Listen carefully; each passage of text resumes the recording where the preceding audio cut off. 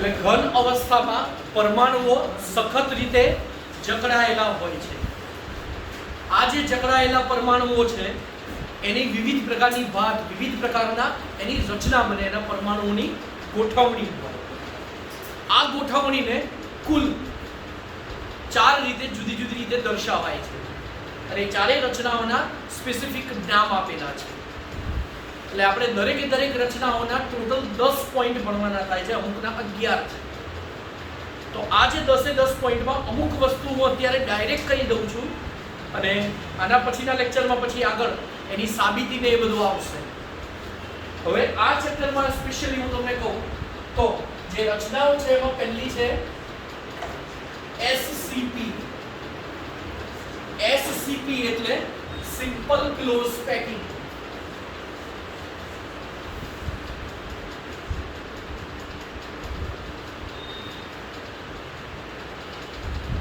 પહેલી રચનાનું નામ છે સિમ્પલ ક્લોઝ પેકિંગ. ગુજરાતી લખું તો સાદી ઘન એટલે સિમ્પલ, બરાબર. ક્લોઝ પેક રચના એટલે કે સંકુલિત રચના. ક્લોઝ પેકિંગ એટલે નજીક, બરાબર. સંકુલિત રચના.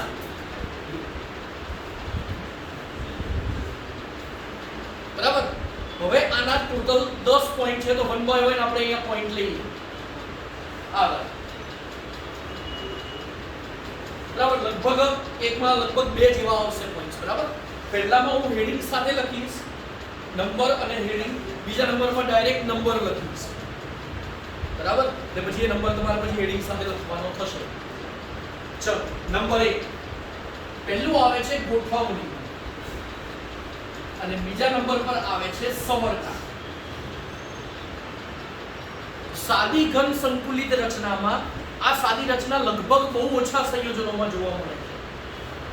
જો ધારો કે હું બધા પરમાણુઓ આ રીતે સરળ લખું તો આ બધા વન ડાયમેન્શન કહેવાય. વન ડાયમેન્શન નો અર્થ થાય છે એક પરિમાણ. બરાબર. વન ડાયમેન્શન નો અર્થ થાય છે એક પરિમાણ. બરાબર. તો એક વન ડાયમેન્શનમાં બધા પરમાણુઓ એકબીજા સાથે જોડાયેલા છે. બરાબર. એટલે હવે ધારો કે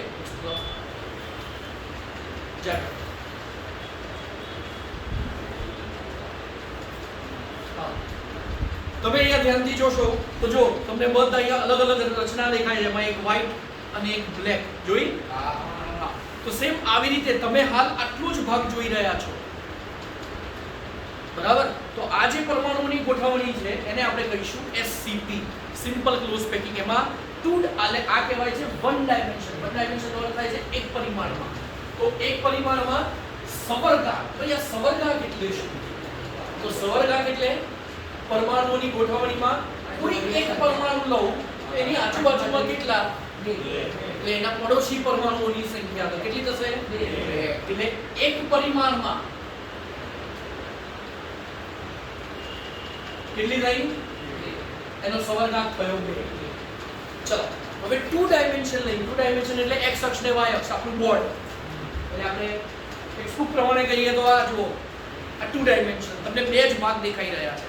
એટલે x અક્ષ ને y અક્ષ પર. પેલું તમને ખાલી એક લાઈન જ દેખાતી હતી. હવે આવી રીતે સળંગ બધા વિસ્તરેલા છે એકબીજા સાથે. તો જ્યારે આ રીતે સળંગ વિસ્તરેલા હોય તો એને આપણે કહીશું દ્વિપરિમાણમાં. અને દ્વિપરિમાણમાં પરમાણુઓની ગોઠવણી લઈએ તો એ આ રીતે દર્શાવાય. જુઓ,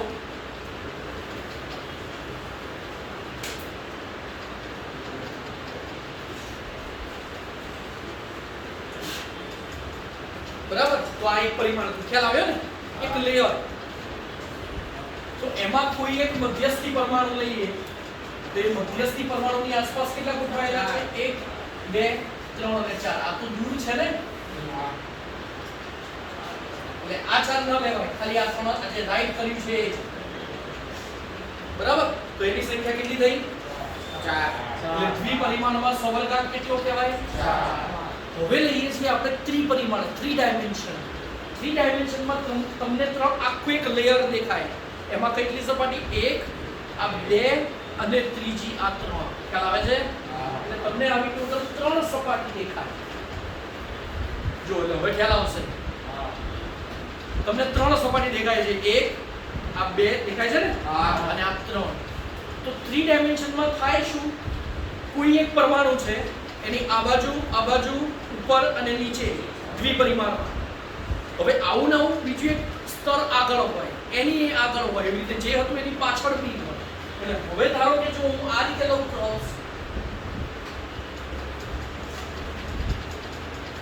એની પાછળ હજી એક લેયર લઉં, એમ બધા લેયર બનાવતો છું. ખ્યાલ આવે છે? તો કોઈ એક પરમાણુ હોય તો એની આજુબાજુમાં 1 2 3 4 પછી એક આગળ બી હોય અને એક પાછળ બી હોય. એટલે ત્રિપરિમાણમાં સમઘાત કેટલો? 6. બરાબર. હવે જો તમને એવું મેન્શન ન કરે કે એક પરિમાણ છે, દ્વિપરિમાણ છે કે ત્રિપરિમાણ છે, એવું તમને દર્શાવે નહીં તો તમારે ત્રિપરિમાણ જ લખવાનું આવશે. બરાબર. આ બે ખાલી જસ્ટ સમજૂતી માટે, તમને બધા લેયર્સ સમજાવવા માટે. કે તમારે ડાયરેક્ટ યાદ શું રાખવાનું? સમજ પડી? તો પહેલા નંબરનો પોઈન્ટ ગોઠવણી, બીજો નંબર ત્રીજો નંબર છે ગોઠવણીનો પ્રકાર. ચલ, જે રેડ કલરનું દેખાય છે પહેલું લેયર, ધારો કે એને આપણે કહીએ A. એની પાછળનું લેયર એના જેવું જ આપણે 3 ડાયમેન્શનમાં દર્શાવ્યું ને. બરાબર. એટલે આપણે એને શું કહીશું? પાછળનું બી લેયર એના જેવું, એના પાછળનું બી એના જેવું. એટલે એક શું દર્શાવે છે? લેયરનો એક પ્રકાર, એમાં પરમાણુની ગોઠવણીનો એક પ્રકાર. તો પાછળનું લેયર પણ કેવું છે? એના જેવું જ છે. ખ્યાલ આવે છે? બરાબર. તો એ લેયર થયું એ તો આ ગોઠવણી થઈ. તો 3 નંબર પૂરો. 1 નંબર ગોઠવણી, 2 નંબર અને 3 નંબર ગોઠવણી. તો સમજ પડતી હશે બધાને? કોઈને કઈ કન્ફ્યુઝન નહીં ને? આગળ નંબર 4. ચોથો નંબર આવે છે એકમ કોષ. એકમ કોષમાં ધ્યાનથી જોજો, હું 4 પરમાણુઓ લઉં તો મને શું મળે? એના કેન્દ્રોને જોડું તો શું મળે? ચોરસ. આ જે 4 જોઈન કર્યા, એક્ઝેક્ટ એની પાછળ બીજા 4 જોઈન કરું તો શું મળે? બીજો એક ચોરસ. અને એ બે આગળના 4 ને પાછળના 4 ને સેજ ક્રોસ કરીને જોઈન કરું તો શું મળે? સમઘન મળે. બરાબર. એટલે અહીંયા જે એકમ કોષ કહું છું હું, તો એમાં પરમાણુની ગોઠવણી કેવી હતી? આ 1 2 3 અને 4, અને આ ચારેયના કેન્દ્રોને જોડીએ તો શું મળે? ચોરસ. એની પાછળના 4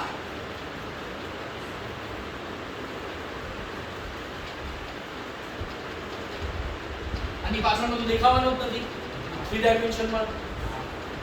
બરાબર. અને એને તમે જોઈન કરો,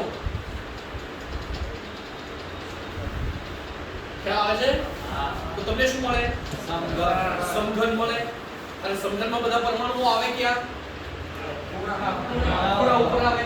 બરાબર. ચલો એ જ વસ્તુ આપણે અહીંયા જોવા રીતે સમજાય. દેખાય છે 4? બરાબર. એની પાછળ બીજા 4 હોય, એને તમે આમ ક્રોસમાં જોવો છો. બરાબર. આ 4 ને જોઈન કરો તો ચોરસ મળે. એવી રીતે બીજાની પાછળના જે બીજા 4 હોય તો બીજો એક ચોરસ મળે. બરાબર. અને એ ચોરસને આપ જોઈન કરો અને કેન્દ્રોને જોઈન કરો, પરમાણુઓ દૂર કરો તો શું મળે? સમઘન. અને પરમાણુઓ થાય કે બધા ખૂણા ઉપર થશે. એટલે હવે આની ઉપરથી એવું કહેવાય કે આ તો મેં તમને સમજૂતી માટે દોર્યો, આપણે આ દોરવાનો આ અત્યારે હાલ બંને દોરજો. બરાબર. અને બધા પરમાણુઓ છે ક્યાં? ખૂણા.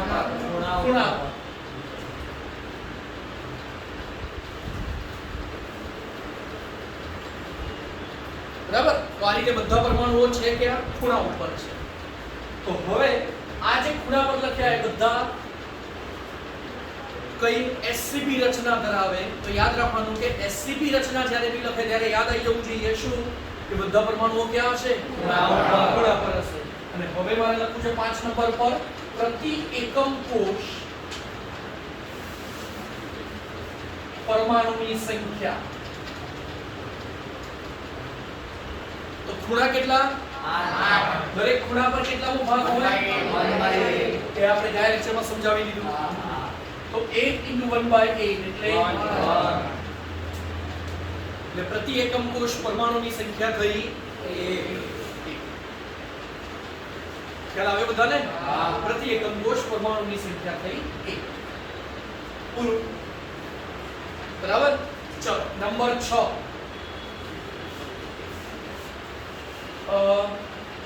A અને R વચ્ચેનો સંબંધ. તો બરાબર એ પછી લઈએ. પરમાણુ દ્વારા રોકાતું કદ. પરમાણુ દ્વારા રોકાતું કદ. પરમાણુની સંખ્યા કેટલી? 1. હવે પરમાણુ અહીંયા ગોળાકાર ધ્યાનમાં લેવામાં આવે છે. તો ગોળો હોય તો ગોળાનું આપણે ઘનફળ કદ કેટલું થાય? 1/3. તો એક પરમાણુ એટલે 4/3πr. જો બે પરમાણુ હોત તો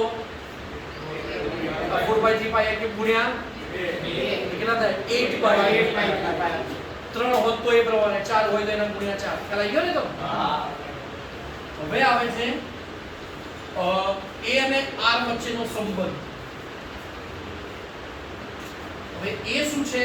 ધારીની ત્રિજ્યા, સોરી ધારીની લંબાઈ, અને R શું છે? પરમાણુની ત્રિજ્યા.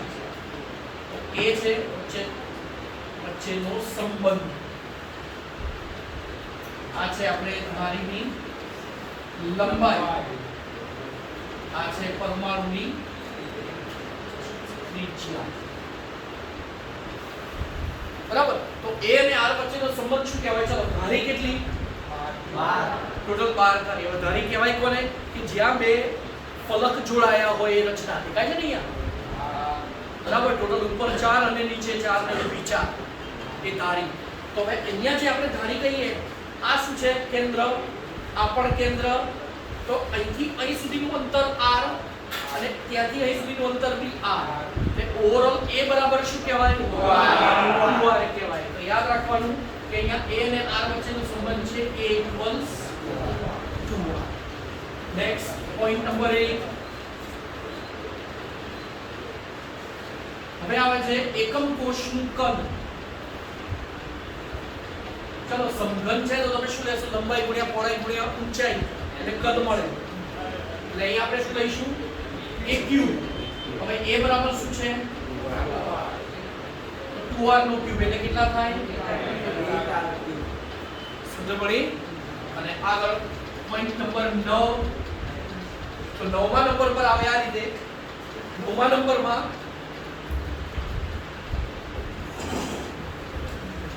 પ્રાપ્ય કદના ટકા અથવા તો પેકિંગ ક્ષમતા. તો આ છે 52.33 અથવા 36. ચાલે. બરાબર. અને છેલ્લો રોકાતા અને પરમાણુ દ્વારા રોકાતો અંશ.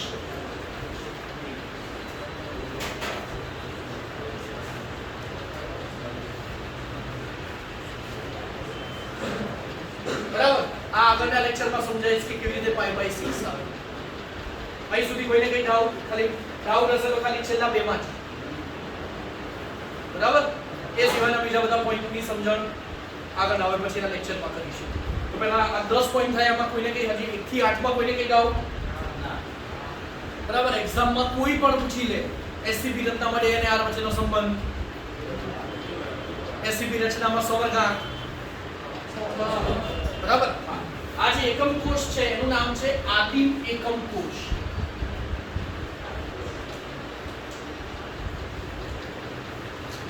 બરાબર. 4 ઓપ્શનમાં જુદી જુદી રચના હોય કે નીચે પૈકી કયો આદિમ એકમ કોષ છે, નીચે પૈકી કઈ ગોઠવણી એસસીપી રચના દર્શાવે છે. ગોઠવણી પણ આપી દે. સમજ પડી? આગળ સેકન્ડ નંબર પર આવે છે બીસીસી. બરાબર. બીસીસી એટલે અંતઃ body centered cubic close packing. અંતઃ કેન્દ્રિત ક્યુબિક ક્લોઝ પેક રચના. બરાબર. ઇંગ્લિશમાં આપણે કહીએ બોડી સેન્ટર્ડ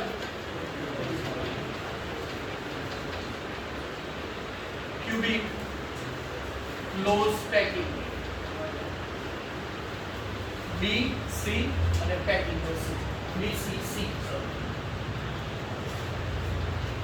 બોડી સેન્ટર ક્વિક ક્લોઝ પેકિંગ બરાબર ચલો તો આ છે બીસીસી રચના આમાં પણ હવે અહીંયા હું માત્ર નંબર લખીશ ભાઈઓ ગોઠવણીમાં એવું કહેવામાં આવે છે ધારો કે પરમાણુઓ એકબીજાથી સહેજ દૂર છે બરાબર ચલો તો ધારો કે પરમાણુઓ એકબીજાથી આ રીતે સહેજ દૂર છે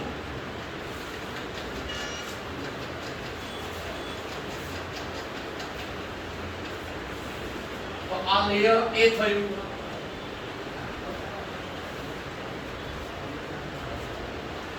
બરાબર હવે આની ઉપર બીજું એક લેયર ગોઠવાય છે અને એવી રીતે ગોઠવાય છે કે બીજા લેયરમાં જે તે પરમાણુ એ ચાર વચ્ચેનો જે ગેપ મળે એની ઉપર ગોઠવાય ફોર એક્ઝામ્પલ સમજાવો તો અહીંયા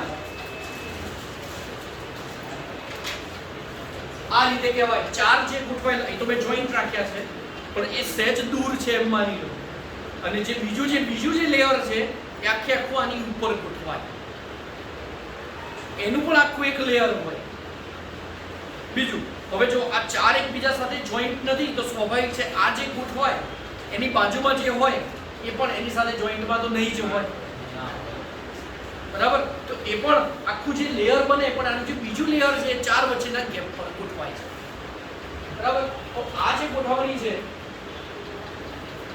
એ ગોઠવણી બીજા નંબરનું જે લેયર છે એ આપણે ગોઠવાય છે આ રીતે જુઓ ચલો એને હું ડોટેડ લાઈન થી દર્શાવું એટલે જુદું પડે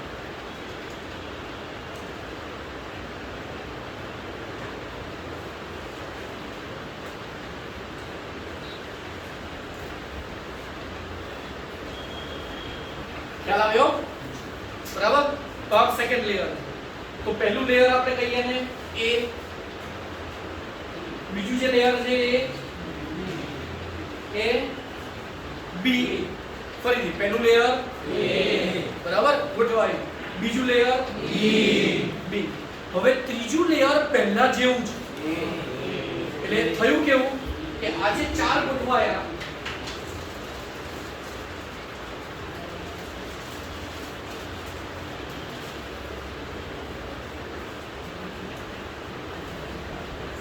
આ જે ચાર ગોઠવાયા એની ઉપર એક થયું અને જે બીજું થાય એક્ઝેક્ટ એના ચાર જેવું જ ઉપર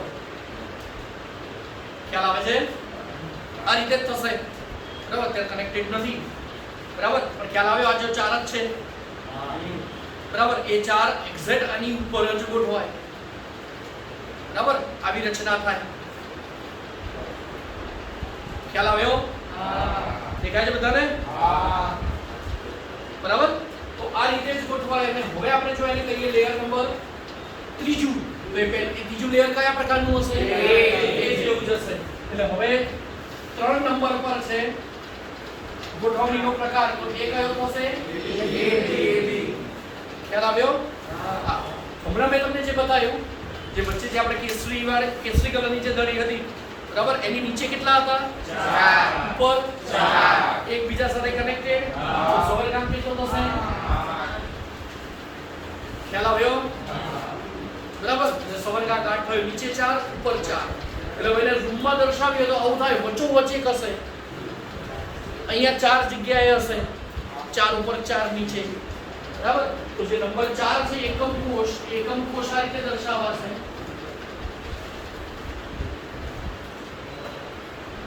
અહીંયા અહીંયા અહીંયા અને અહીંયા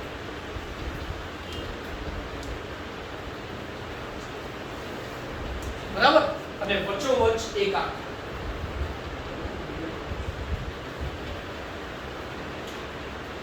સમજ પડી બરાબર તો આ એકમ કોષ કયો આનું નામ છે અંતઃકેન્દ્રિત ઘન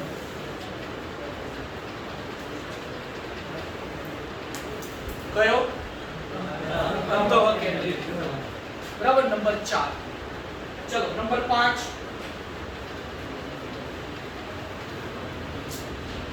નંબર 5 પ્રતિ એકમ કોષ પરમાણુની સંખ્યા કેટલી 2 કેવી રીતે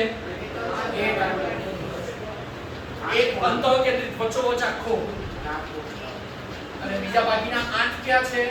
ખૂણા પર છે ને, ખૂણા પર 1 2 3 4 5 6 7 8 ને ખૂણા પર કેટલાનો ભાગ હોય? એટલે કેટલા થયા ટોટલ? સમજાય છે? હા, ચલો પોઈન્ટ નંબર 6, પરમાણુ દ્વારા રોકાતું કદ કેટલું? 8/3 પાઈ r ક્યુબ. હમણાં જ સમજાવ્યું હતું મેં, એક પરમાણુ એટલે 4/3 પાઈ r ક્યુબ. અહીંયા પ્રતિ એકમ કોષ 2 પરમાણુ છે તો 8/3 પાઈ r ક્યુબ. a અને r વચ્ચેનો સંબંધ. ચલો હાલ પૂરતું હું ડાયરેક્ટ લખી લઉં છું. આ છે √3a = 4r. બરાબર. હવે પછીના નેક્સ્ટ લેક્ચરમાં જ્યારે એની પેકિંગ ક્ષમતા ટકાવારી સમજાવીશ ને એમાં આવી જશે. તો હાલ પૂરતું અત્યારે આપણે હાલ લિસ્ટ બનાવી રહ્યા છીએ. તો એ લિસ્ટમાં તમારે જસ્ટ અત્યારે યાદ રાખવાનું થશે કે આ આવે છે. નેક્સ્ટ લેક્ચરમાં પછી સમજીશું કે એ કઈ રીતે આવશે. બરાબર. અત્યારે હાલ આપણે અત્યારે એનાથી સમજી રહ્યા. બરાબર. Next point number 8. Point number 8 એકમ કોષનું કદ. તો એટલે તો એ તો a ક્યુબ. હવે a ને સૂત્રનો કરતા બનાવો તો શું થાય? 4r upon 3 નો હોલ ક્યુબ. અને આ કેટલું થશે? 66r cube upon 3. તો ખબર છે ને? હા. પોઈન્ટ નંબર 9, પેકિંગ ક્ષમતા. તો આ છે 68% અને 10 નંબર આ એટલે આ પરમાણુની સંખ્યા ભાગ્યા આ. તો અહીંયા થશે √3 પાઈ/8. બરાબર. એ પણ જ્યારે પેકિંગ ક્ષમતા સમજાવીએ સાથે સાથે. એટલે પહેલામાં મેં તમને છેલ્લા બે એમ કહ્યું કે પછી સમજાવીશ.